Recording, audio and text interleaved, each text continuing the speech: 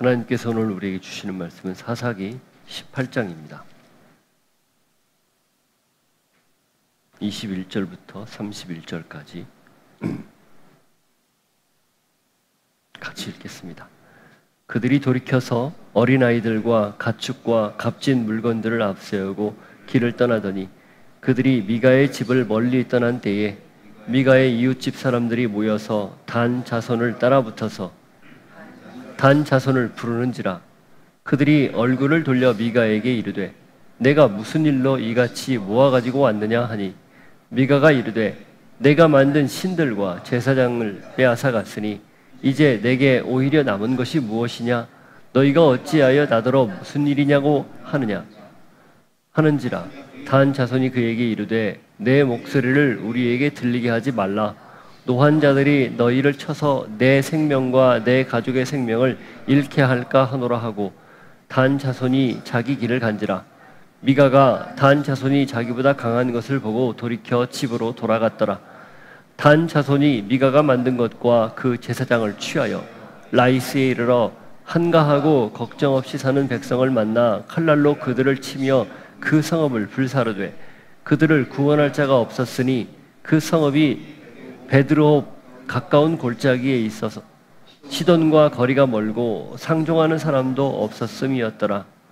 단 자손이 성읍을 세우고 거기 거주하면서 이스라엘에게서 태어난 그들의 조상 단의 이름을 따라 그 성읍을 단이라 하니라. 그 성읍의 본 이름은 라이스였더라. 단 자손이 자기들을 위하여 그 새긴 신상을 세웠고 모세의 손자요 게르솜의 아들인 요나단과 그의 자손은 단 지파의 제사장이 되어 그 땅 백성이 사로잡히는 날까지 이르렀더라. 하나님의 집이 실로에 있을 동안에 미가가 만든 바 새긴 신상이 단 자손에게 있었더라. 아멘. 하나님, 가슴 아픈 이야기, 인간의 욕망의 끝을 보는 이 사사기의 또 하나의 이야기를 저희가 접하면서 오늘 내 모습을 말씀의 거울에 비추어 봅니다. 우리에게 이런 모습이 있지는 않은지 잘 보게 하시고 하나님의 음성대로 들은 대로 순종하는 은혜가 있게 하여 주옵소서. 예수 이름으로 기도하옵나이다. 아멘.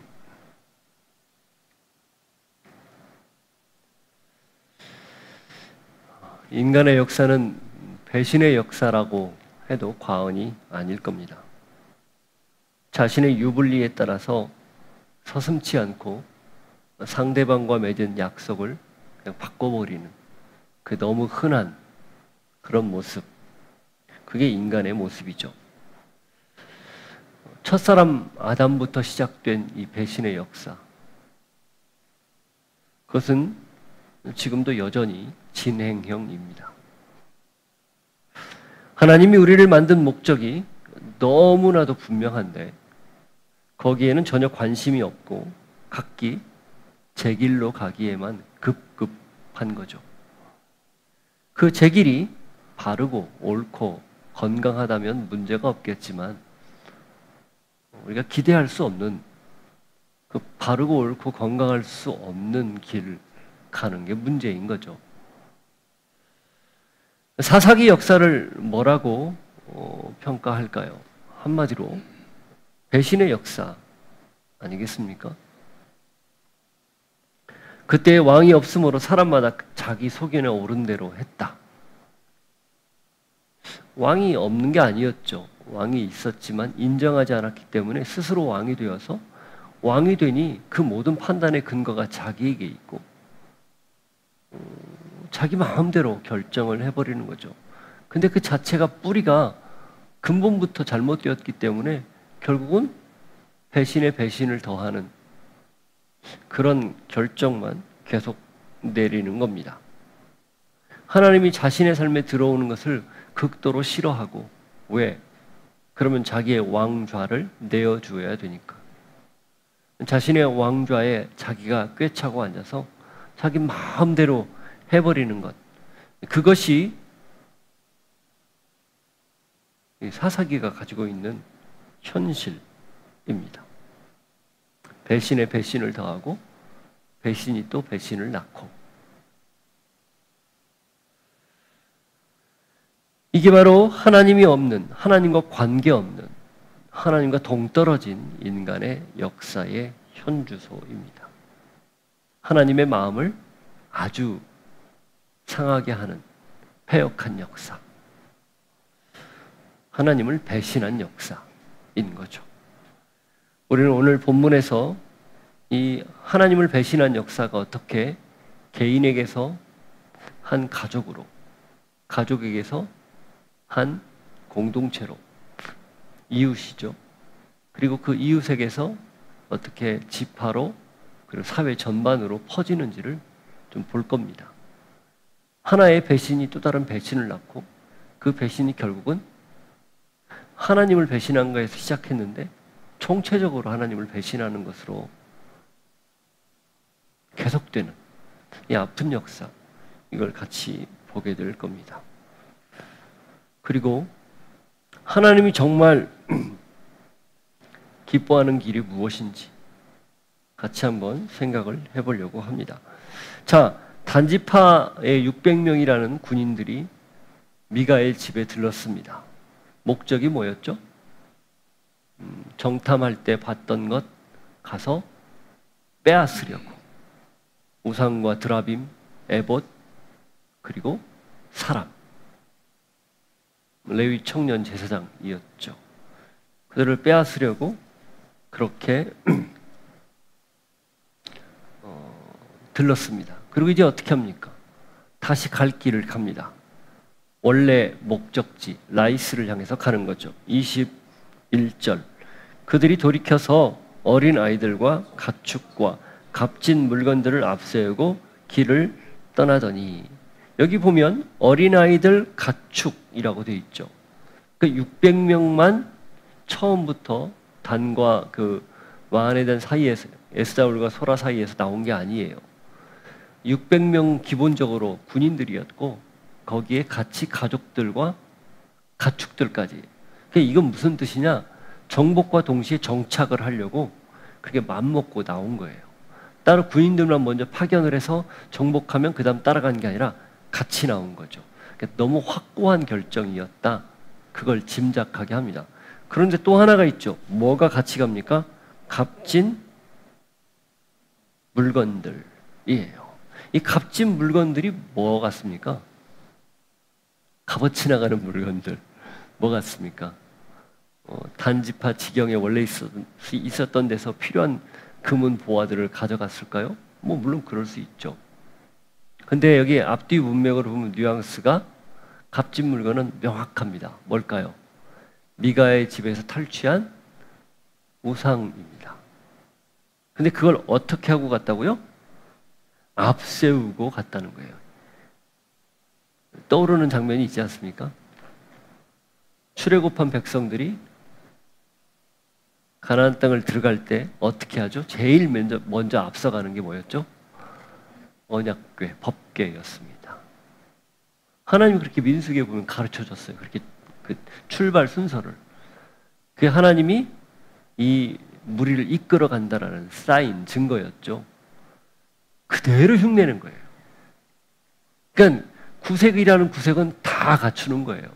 정복전쟁을 하러 가는데 자기들만으로 부족하다고 여기니까 하나님 비슷한 게 하나 있어야 되는 거예요. 그래서 레위 제사장을 고용해서 데려가는 거고, 그가 섬기던 우상을 모시고 가는 거예요. 그런데 그걸 어떻게 해요? 앞세우고 가는 겁니다. 이 이단의 특징이고 사이비의 특징이에요. 비슷해요. 하나님 이야기하고 예수 이야기하고 십자가 이야기해요. 그런데 내용을 보면 달라요. 다 자기들이 내세우는 잘못된 교리나 잘못된 가르침의 근거로 엉뚱하게 갖다 쓰는 거죠. 모세가 시내산에서 언약을 받았잖아요. 그래서 우리나라의 시내산이 어디 있는지 아십니까? 신천지에 따르면 신의 계자가 들어가는 산이 있어요. 서울 근교에, 남쪽에, 성남 쪽에. 무슨 산이죠? 푸를 청자 신의 계자, 청계산. 그게 신천지가 말하는 신의 산이에요. 여기에서 교주 이모 씨가 득도했고 뭐 이런 얘기해요. 그러면서 연결을 짓습니다. 신의 산이 신의 개, 이게 말이 돼요? 근데 거기 지성인의 탑이라고 하는 사람들이 그걸 듣고 그대로 믿고 있다는 거예요. 인간이 그만큼 미련한 거죠. 왜 그래요? 다 비슷한데 그 한두 개 살짝 틀어가지고 자기들 원하는 대로, 그리고 그것만 보게 해요. 그러니까 성경 전체를 못 보게 하는 거죠. 이 단지파가 지금 다 그러고 있는 겁니다. 누가 봐도 저 행렬은 아하, 하나님이 인정하는 행렬이구나, 이렇게 생각할 법한 흉내를 지금 내고 있는 겁니다. 자, 그렇게 갔는데 어느 정도 출발을 해서 떠난 지 얼마가 시간이 돼서 좀 상당히 멀리 간 것 같아요. 뒤늦게 이 사실을 안 미가가 반응합니다. 22절과 23절 앞부분. 그들이 미가의 집을 멀리 떠난 때에 미가의 이웃집 사람들이 모여서 단 자손을 따라 붙어서 단 자손을 부르는지라. 멀리 떠났을 때 아마 반나절 길은 가지 않았을까. 그러니까 대략 한 30km 내지 40km 정도 가지 않았을까. 빨리 갔을 때. 너무 빠른가요? 20km 남짓? 어쨌든 그리고 그래서 어떻게 해요? 미가와 미가의 집 이웃 사람들이 단자손을 추격해 가는 거예요. 미가가 이 사람들이 어디로 가는지를 알고 있었던 거죠. 이미 그렇게 알려줬으니까. 북쪽으로 간다고. 그래서 추격했는데 여기서 또 우리가 좀 생각해 봐야 될 여기 그러니까 성경상의 내용에 이웃집 사람들이라는 표현이에요. 미가만 따라가지 않고 미가의 그 에브라임 산지에 같이 근처에 살던 사람들이 같이 갔다는 거예요. 왜 같이 갔을까요? 미가가 도움을 청했겠죠. 그 사람들은 600명, 군인만 600명인데 나 혼자 가면 감당이 안 되니까 도와주세요. 근데 거기 왜 동조했을까요? 가면은 이게 뻔히 잘못하면 죽을 수도 있는 문제이기 때문에 쉽지 않은 결정인데 왜 동조했을까요? 미가의 집에 세웠던 우상이 짐작하기는 이웃들도 같이 섬기는 곳으로 변했을 가능성이 높습니다. 그러니까 미가가 제사장도 세웠죠? 우상도 있죠? 한 집안의 가신이었는데 그게 주변에 있는 이웃들에게도 소문이 나고 제사장까지 있어? 그럼 우리도 거기 가서 같이 섬기지. 이렇게 됐을 가능성 굉장히 큽니다. 그러니까 따라가죠. 당시에 신앙관이나 여러 가지 생각으로 보면 자기들이 섬기던 신을 빼앗겼다? 곧 자기들의 멸망과 직결되는 일이에요. 그러니까 앞다퉈서 같이 따라간 겁니다. 악이 전염병처럼 퍼져나가는 겁니다. 한 개인이 시작했던 게 한 가정이 한 동네, 지금 이렇게 되고 있다는 것을 보여주는 거죠. 자, 그 모습을 보고 다른 사람들이 어떻게 반응합니까? 23절 뒷부분. 그들이 얼굴을 돌려 미가에게 이르되 내가 무슨 일로 이같이 모아가지고 왔느냐 하니, 이 원문 뉘앙스는요, 시침이 뚝 떼는 거예요. 무슨 일인데? 뻔히 지금 알거든요, 왜 쫓아왔는지. 그런데 시침이 뚝 떼고 너희들 왜 왔어? 이런 느낌입니다. 다른 사람들이 그렇게 반응을 하니까 미가와 이웃집 사람들이 어떤 마음이었을까요? 저들이 시치미를 떼는구나, 지금 모른 척 하는구나, 그런 생각을 하지 않았겠어요? 그러니까 있는 그대로 말합니다. 24절. 미가가 이르되 내가 만든 신들과 제사장을 빼앗아 갔으니 이제 내게 오히려 남은 것이 무엇이냐? 너희가 어찌하여 나더러 무슨 일이냐고 하느냐? 하는지냐. 너희가 내 것을 빼앗아 가놓고 무슨 일이냐고 시치미를 뚝 떼는데 이게 말이 되니? 한마디로 그런 내용인데, 여기서 또 우리가 잘 볼 내용이 뭡니까? 미가가 이르되 뭐라고요? 내가 만든 신들과 제사장. 이게 굉장히 중요한 내용이에요. 만든 거 누가 만들었죠? 미가가 만들었어요. 어머니가 준 돈 가지고. 그랬죠? 그 돈을 훔쳤다가 다시 반납을 했는데 그걸 보고 어머니가 미가를 축복하기 위해서 제사장, 우상을 만들었잖아요. 그러니까 여러분, 신은 만들 수 있는 존재입니까? 아니에요. 누구는 만들 수 있어요. 누구라는 표현입니다. 무엇은 만들 수 있습니까? 우상은 만들 수 있어요. 그러니까 여기 미가가 지금 이 실 짓고 하는 것과 같아요. 신은 절대 만들 수 없습니다. 더군다나 하나님 만들 수 없죠. 하나님은 자존자, 지존자, 스스로 존재하는 분이고 제일 지존하신 분인데 어떻게 인간이 피조물이 만들어요? 불가능해요.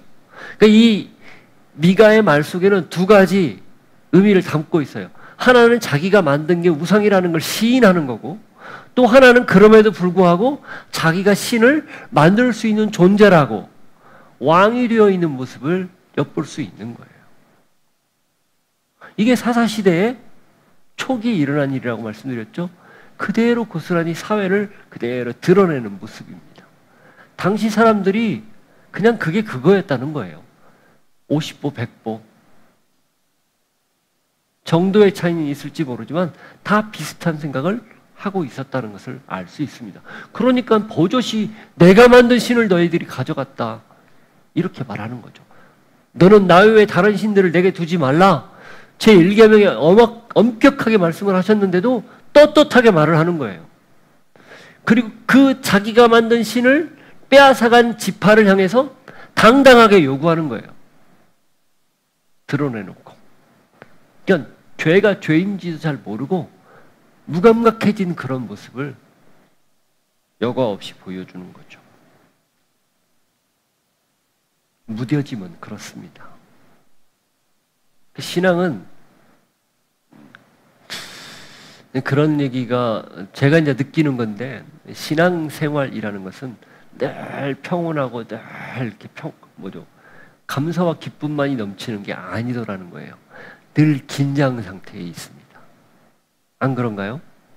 긴장하지 않으면, 깨어있지 않으면, 그래서 그걸 바울이 깨어있으라는 표현으로 쓴 것 같아요. 그게 이렇게 늘 예민하게 깨어있어라. 어디에? 죄 문제에. 내가 하나님을 좀 비슷하게, 좀 유사하게 섬기는 거 아닌가? 성경에서 말하는 대로 섬기지 않고 내 맘대로 섬기는 거 아닌가? 그거 가만히 놔두면 나도 모르게 굳어져서 그게 죄인지, 문제인지, 하나님이 싫어하는지 분간을 못하는 거예요. 그래서 평온하다라는 말이 맞지만 한편으로는 늘 긴장 상태에 있는 것. 이게 신앙입니다. 신앙생활 하면서 나는 세상에 있는 모든 평강을 다 맛볼래. 아, 좋다. 이러려고 신앙생활 하는 게 아니라는 거예요. 젊은 친구들 평생 그렇게 살아야 되는데 잘 사시오. 흔들리지 말고 잘 살기를 바래요. 얼마나 값집니까? 얼마나 아름답고. 자, 그러니까 그 다음은 어떻게 돼요? 25절, 26절 보세요. 단자손이 어떻게 합니까? 단자손이 그들에게 이르되 내 목소리를 우리에게 들리게 하지 말라. 노환자들이 너를 쳐서 내 생명과 내 가족의 생명을 잃게 할까 하노라 하고 단자손이 자기 길을 간지라. 미가가 단자손이 자기보다 강한 것을 보고 돌이켜 집으로 돌아갔더라. 너 조용히 해. 조금만 더 말하면 내 같이 있는 사람들이 너 어떻게 할지 몰라. 위협하는 거예요. 처음 빼앗을 때도 그 5명이 들어가서 그 우상 훔쳐나올 때 밖에 600명이 시위하고 있었잖아요. 지금도 똑같아요. 그러니까 미가가 판단 빠릅니다. 아, 게임이 안 되겠구나 생각하고 씁쓸한 마음으로 물러가는 거예요. 저는 성경에 나와 있지 않지만 그 이후에 미가가 뭐 했을까? 틀림없이 또 만들었을 겁니다. 돈 좀 들었겠죠. 또 만들었을 거예요. 뭐 그래? 그럼 또 만들면 되지 뭐.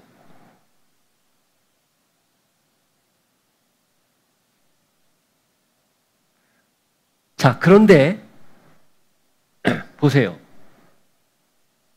여기에 전혀 등장하지 않는 한 사람이 분명히 있어요. 누구죠? 이 대화에. 그런데 굉장히 중요한 사람이 한 사람이 있습니다. 누굽니까? 제사장. 레위 청년 제사장. 근데 그가 지금 어느 편에 서 있죠? 미가 반대편에 서 있어요. 어제까지만 해도 자기 집 제사장이었는데 지금은 반대편에 서서 물론 침묵하고 있지만 버젓이 보이는 거예요. 성경에 안 써 있지만 짐작이 가지 않습니까? 도적대와 함께하고 있어요. 더 좋은 조건을 제시했다고 자기를 배신하고 서 있는 사람이죠. 미가의 입장에서 보면 배신자예요. 그런데 여기서 미가가 놓친 게 있습니다. 배신자는 누구였습니까? 신앙을 배신한 사람, 미가였어요. 물론 이 레위 청년도 배신자 맞죠. 그러나 인간적으로 자기가 생각했을 때 자기와 약속을 맺고 고용할 때 계약서를 썼을 거 아니에요. 그 계약을 파기하고 상대방으로 넘어가 있는 사람은 레위 청년이에요. 또 미가의 입장에서는 그게 굉장히 불편했을 거예요. 그런데 미가는 자기 자신은 보지 못하고 있는 겁니다. 어떤 자기? 하나님을 배신한 자기. 그래서 21절부터 26절까지는요. 배신자 미가, 배신자 레위 청년이에요. 둘 다 서로 신의를 배반했어요. 그러나 제가 지난번에 한번 이 한자 가지고 얘기했었죠. 누구를 배신한 겁니까? 하나님을 배신한 거예요. 그런데 누구를 배신해야 됩니까? 하나님을 배신해야 돼요. 숭배할 배자에 신신자. 지금 이 미가는 전혀 자신의 행동을 알아채지 못하고 도리어 앞에 있는 사람만 비난하고 있는 거죠. 여러분, 그래서 우리가 예수님이 산상수훈에서 하셨던 말씀, 네 눈에 있는 들보, 남의 눈에 있는 티, 그 이야기, 그걸 왜 주목해야 되는지를 알 수 있습니다. 마태복음 7장 1절부터 5절에 제가 읽어드릴게요. 비판을 받지 아니하려거든 비판하지 말라. 너희가 비판하는 그 비판으로 너희가 비판을 받을 것이요 너희가 헤아리는 그 헤아림으로 너희가 헤아림을 받을 것이니라. 어찌하여 형제의 눈 속에 있는 티는 보고 내 눈 속에 있는 들보는 깨닫지 못하느냐? 보라, 내 눈 속에 들보가 있는데 어찌하여 형제에게 말하기를 나로 내 눈 속에 있는 티를 빼게 하라 하겠느냐? 외식하는 자여, 먼저 내 눈 속에서 들보를 빼어라. 그 후에야 밝히 보고 형제의 눈 속에서 티를 빼리라. 아침에 오면서 저도 이 잘못을 범했어요. 특정 누군가를 설교할 줄 알면서도 이걸 했단 말이죠. 참 이게 누가 누구를 비판하겠어요. 내 안에 있는 들보를 봐야 되는데. 근데 사람이 참 너무 크면 안 보이거든요. 너무 작아도 안 보이고요. 너무 커도 안 보여요. 너무 크면 내 눈보다 큰데 그게 보여요? 덮고 있는데 안 보입니다. 근데 너무 크고 너무 작은 걸 잘 봐야 진짜 하나님이 원하는 신앙인이에요. 아주 세세한 것도 놓치지 않아야 되고 이런 것쯤이야 생각하는 거, 그게 큰 거거든요. 무시하는 거, 그것도 놓치지 않아야 합니다. 여러분은 이 미가의 모습을 보면서 혹 내 모습이 그 안에 투영되어 있지 않은지 한번 살펴보기를 바랍니다. 그리고 어쩌면 내 모습이 당신 안에 있군요, 그게 바로 나군요 라고 생각할 수 있는 여유 혹은 깨달음, 이것이 오늘 우리에게 필요하다는 사실을 잊지 않기를 바랍니다. 자, 그렇게 해서 미가와의 이 일은 끝냈어요. 이제 이 사람들에게는 거칠 게 없죠. 뭐만 남았습니까? 라이스를 쳐서 점령하는 일만 남았습니다. 27절과 28절 앞부분, 단자손이 미가가 만든 것과 그 제사장을 취하여 라이스에 이르러 한가하고 걱정 없이 사는 백성을 만나 칼날로 그들을 치며 그 성읍을 불사르되 그들을 구원할 자가 없었으니 그 성읍이 베드로 가까운 골짜기에 있어서 시돈과 거리가 멀고 상종하는 사람도 없음이었더라.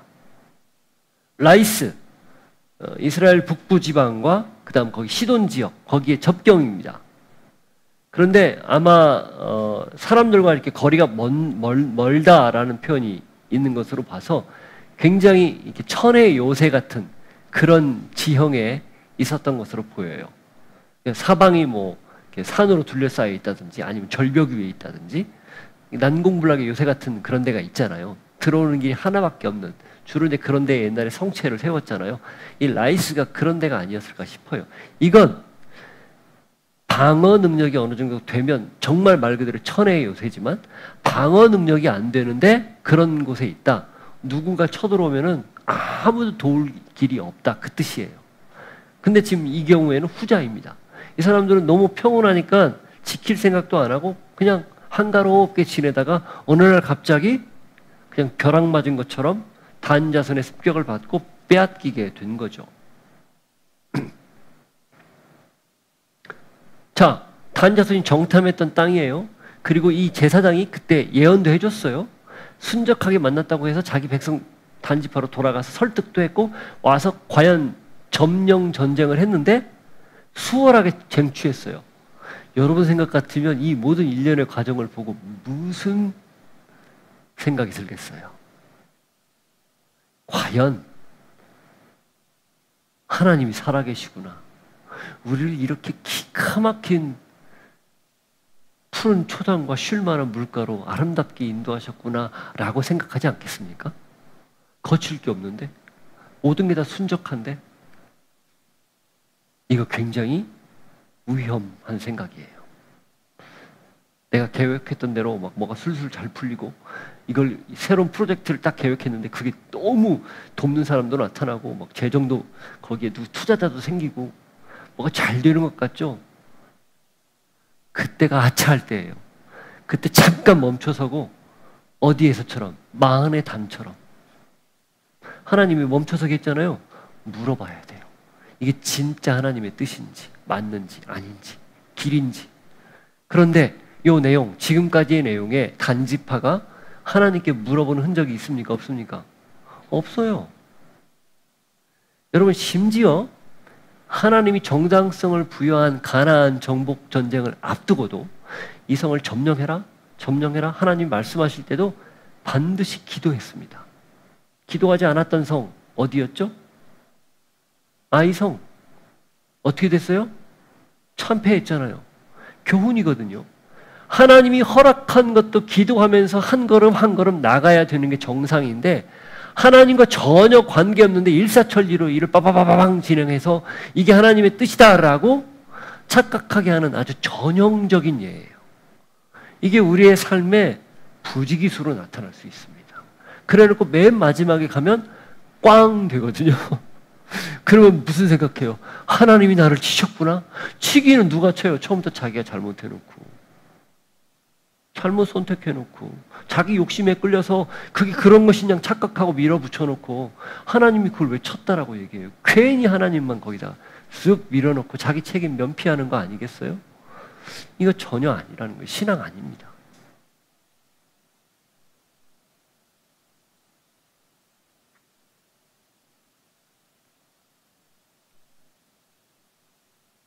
이렇게 술술 풀리고 정복까지 끝나니까 이들이 어떻게 합니까?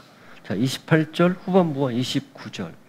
단 자손이 성읍을 세우고 거기 거주하면서 이스라엘 자손에게서 태어난 그들의 조상 단의 이름을 따라 그 이름을 단이라 하니라. 그 성읍의 본 이름은 라이스였더라. 성의 이름을 단으로 고쳐 부릅니다. 이름을 짓는다는 건 무슨 뜻이에요? 소유권이에요. 자기 권리 주장하는 거예요. 라이스의 이름을 단으로 고쳐 불렀어요. 정복하고. 이건 이제 뭐라는 거죠? 내 거라는 분명한 선언이에요. 그런데 원래 단 자손에게 허락했던 곳은 어디였죠? 유다 남부 산지. 거기가 단이라는 이름에 맞는 하나님이 주신 자리였어요. 근데 그걸 지금 어떻게 한 겁니까? 박차고 새로운 단을, 뉴 단을 찾아간 거예요. 요크가 있는데 뉴욕을 찾듯이, 햄프셔가 있는데 뉴 햄프셔를 세우듯이 단에서 새로운 뉴단을 세운 거예요.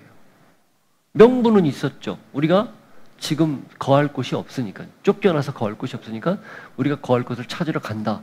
이게 명분이었죠. 근데 그게 하나님이 허락한 일이었습니까? 천만에요. 아니에요. 그래서 이 단이라는 이름은 두고두고 배신의 아이콘으로 낙인 찍힙니다. 하나님이 허락했던 땅을 버리고 자기들의 욕망, 자기들이 추구하는 목적, 자기들의 꿈, 이걸 이루기 위해서 가서 억지로 강탈해서 빼앗은 폭력과 배신의 상징, 그게 단이에요.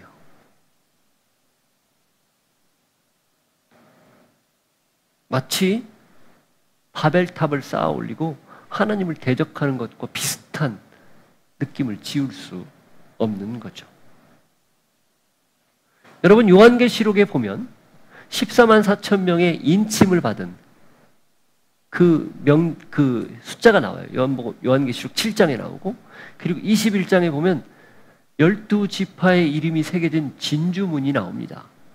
근데 그 7장에 보면 그 14만 4천 명에 들어가는 멤버들 중에 12지파의 이름이 나오는데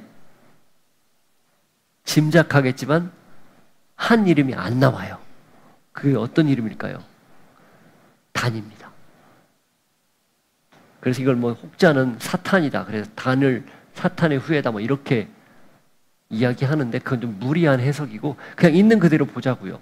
왜 하나님이 마지막 하나님 앞에 선택받은 그 14만 4천 명이 나와서 찬양하는 그 무리에 12지파의 이름을 새겼는데 12지파의 이름을 기억하고 있는데 단이 왜 빠졌을까요? 이 배신의 아이콘, 하나님의 약속을 배신하고 자기들 뜻대로 자기 왕국을 이름하며 세웠던 그 이유 때문에 그렇습니다. 하나님을 배신한 게 곧 영원한 멸망이기 때문에 그 자리에 낄 수 없다라는 거예요.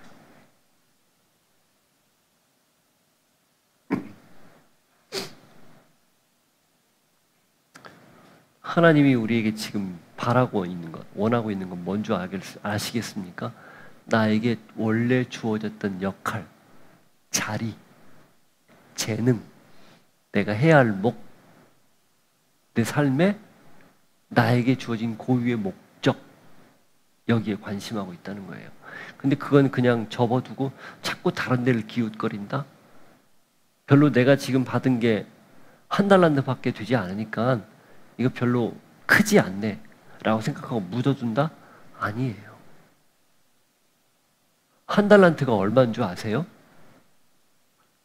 성인 하루 품삯이 한 데나리온인데 그것의 6천 데나리온 분량이 1달란트입니다. 6천일, 몇 년이에요 대략? 연봉으로 따지면 1년에 300일만 일한다고 해도 20년 아닙니까? 20년치 연봉이에요. 적지 않은 돈이에요. 얼마 정도 들까요? 6억? 하나님의 그 예수님의 달란트 하나, 둘, 다섯의 핵심은 숫자에 있지 않았어요. 달란트가 주어졌다는 게 그게 핵심입니다. 누구든 다 주었다는 거예요. 크기 차이는 있다. 근데 그걸 굳이 비교해서 그런 생각하지 않고 받았으니 최선을 다하는 것. 나에게 지금 주어졌으니 내가 거기에서 최선을 다하는 것. 이걸 중요하게 여기는 거죠. 그리고 그걸 마지막 때와 관련된 비유로 말씀하신 거예요. 너희들이 마지막 때는 어떻게 살래? 말세를 어떻게 살래? 이런 자세로 살아라. 하나님이 주신 것을 소중히 여기고 그 안에서 최선을 다해서 만족하며 하나님 주신 목적대로 살아라. 그런 뜻이에요. 각자의 이 역할과 목적들이 다 있잖아요. 남의 떡이 커 보입니다. 그건 내 생각일 뿐이에요. 하나님은 다 고개 고고해요. 똑같아요.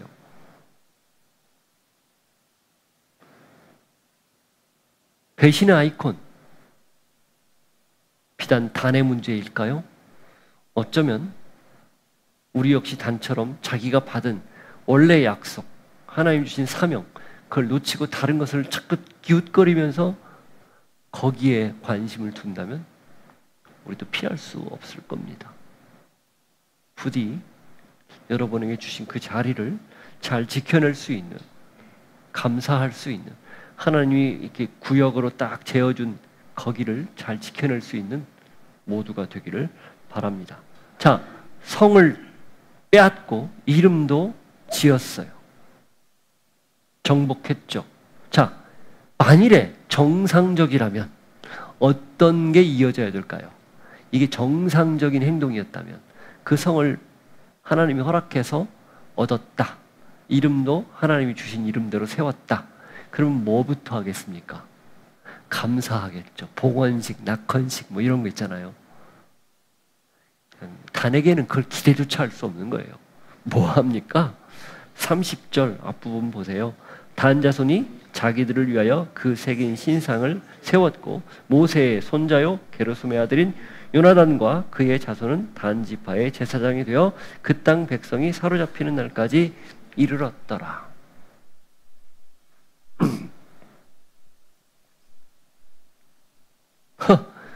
자기들을 위하여 그 새긴 신상을 세웠다. 지금 빼앗아온 거 그걸 이제 딱 세운 거예요. 어디에 세웠을까요? 성의 가장 중요한 자리에 세웠겠죠. 가운데 세웠든지 성문에 세웠든지. 그리고 이제 그게 자기들의 주신이 되는 거예요.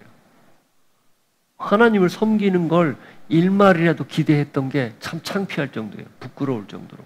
전혀 모습이 보이지 않아요. 그리고 더 충격적인 사실, 그 제사장이 누구인지를 비로소 밝힙니다. 누굽니까? 모세의 손자요 게르솜의 아들인 요나단. 모세의 손자입니다. 근데 그 모세라는 말에 보면 1번 난회주가 있는데 또는 므낫세라고 돼 있어요. 므낫세. 이게 모세스와 므낫세, 여기에 히브리어 자음이 3개와 4개 차이인데 똑같아요. 모세, 그러니까 그 발음과 므낫세. 근데 하나가 틀리죠. N자가 들어가 있어. 나. 그 누라는 건데 이게 N 발음 나거든요. 거기에 들어가 있는 사본이 있어요.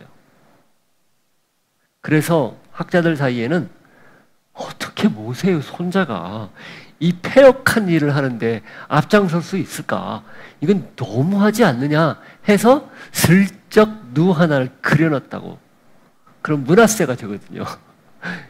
그래서 므낫세의 이름을 거기다 끼워 넣었다 이렇게 봅니다. 근데 보통 그게 설득력이 있어요. 대부분의 사본은 모세로 되어 있습니다. 근데 그게 현 주소예요. 사사기에.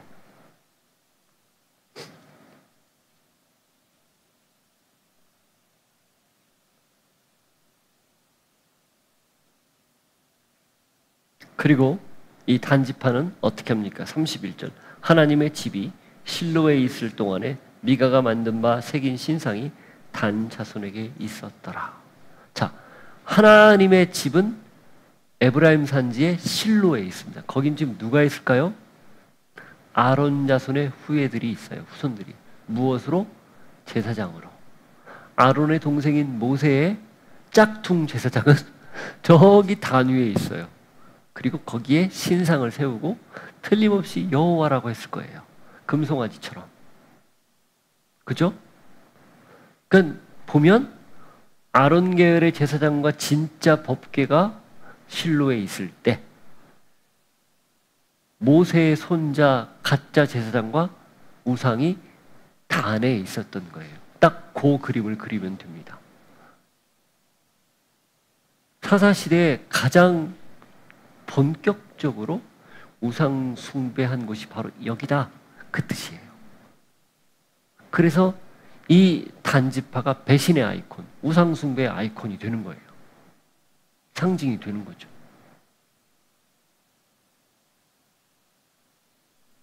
하나님을 신앙하는 걸 배신하더니 결국은 어떻게 된 거예요? 지파 전체가 통째로 우상 숭배로 넘어가 버린 겁니다. 그리고 이건 나중에 어떻게 되는가? 열왕기 상 12장에 보면 여로보암이 북왕국으로 분리하면서 정치적으로는 분리가 됐는데 종교적으로는 분리가 안 되는 거예요. 자꾸 이때는 지금 예루살렘에 성전이 있을 때니까 자꾸 예루살렘으로 예배하러 가는 거예요. 여러분이 만일에 여로보암이라면 불편할까요? 불편하지 않을까요? 분명히 내 땅인데 예배는 저쪽에 남의 땅 가서 남쪽 땅 가서 드리는 거예요. 그럼 얼마나 불편해요. 북한에서 예배 드린다고 남한으로 자꾸 넘어오면 얼마나 불편해요. 국경을 딱 치고 못 넘어가게 만들어야 되는데 그렇게 했어요. 그 다음 뭐 할까요? 그러면 섬길 대상을 줘야 하잖아요. 단과 베델의 금송아지를 세웁니다. 그 단이 이 단이에요. 보십시오. 열왕기상 12장 읽고 마치겠는데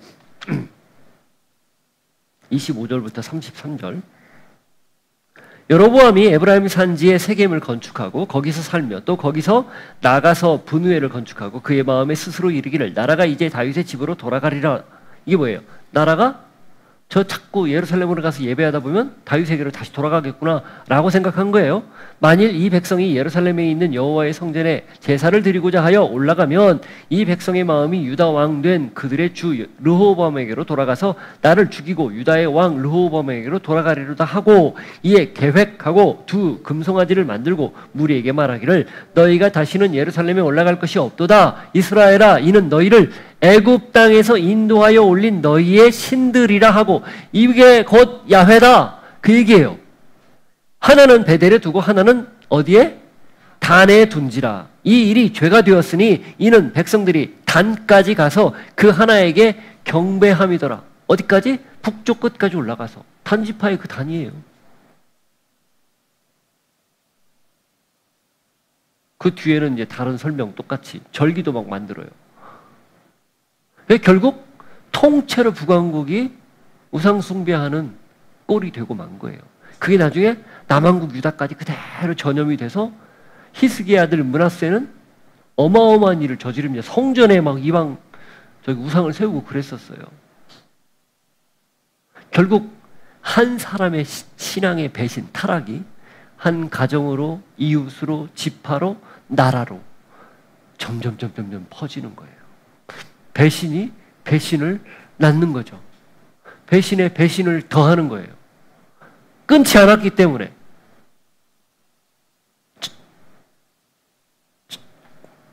잘라내고 하나님의 뜻대로 살지 않았기 때문에 그렇습니다. 그래서 우리에게도 하나님이 지금 말씀하시는 거예요. 어떻게 하라고? 죄는 모양이라도 버려라. 어디에도 아무 흉내도 내지 마라. 왜 십자가일까요? 그 십자가만이 이 악순환의 고리를 끊을 수 있기 때문입니다. 우리 힘으로 안 되기 때문에. 그래서 십자가 의지하고 바라보고 살라는 거예요. 배신이 배신을 낳는 그걸 끊으려면 우리의 신앙이 온전한 신앙을 낳는다는 사실을 알고 그 고리 그리스도 예수의 십자가로 끊어내는 길 외에 없다라는 걸 기억할 수 있는 여러분이 되기를 바랍니다. 내 마음속에 있는 혹여 지금 이 자리보다 더 좋아 보이는 그런 것들을 쫓아가고자 하는 내 마음의 열망, 욕망, 하나님의 뜻이라고 거룩하게 포장된 이 모든 것들 냉정하게 바라보면서 정말 하나님의 뜻이 무엇인지 볼 수 있고 그 뜻대로 순종할 수 있는 여러분이 되기를 바랍니다. 지금은 예수 그리스도의 은혜와 하나님 아버지의 사랑과 성령님의 교통하심이 오직 하나님이 부르신 그 자리에서 하나님의 뜻대로 살아내기를 소망합니다. 결단하고 고백하는 주의 백성들 머리 위에 삶의 자리 위에 함께 하시기를 간절히 축원하옵나이다. 아멘.